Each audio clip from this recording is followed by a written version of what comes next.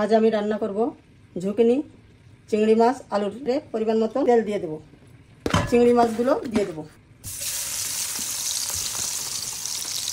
চিংড়ি মাছটাকে নাড়িয়ে দেব।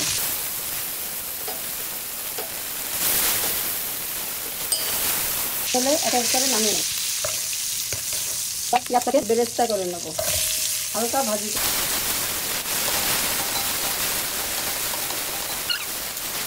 কিছু পরিমাণ পানি দেব। হলুদ, ধনিয়ার গুঁড়া, জিরের গুঁড়া, 1 চামচ আদা পেস্ট, 1 চামচ রসুন পেস্ট, কাঁচামরিচ পরিমাণ মতো দিয়ে দেব। লবণ, স্বাদ অনুযায়ী একটু হলুদ।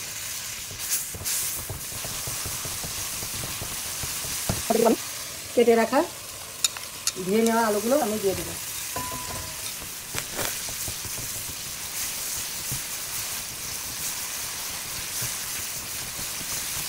আলুটা একটু কষানো হলে এর মধ্যে রাখা ঝুঁকিনিগুলি আমি দিয়ে দেবো।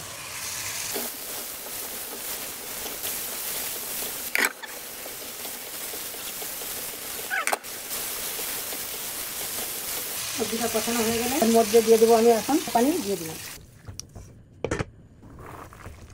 এবার এই ঝোলের মধ্যে ভেজে রাখা চিংড়ি মাছ আর পেঁয়াজ দিয়ে দেবো।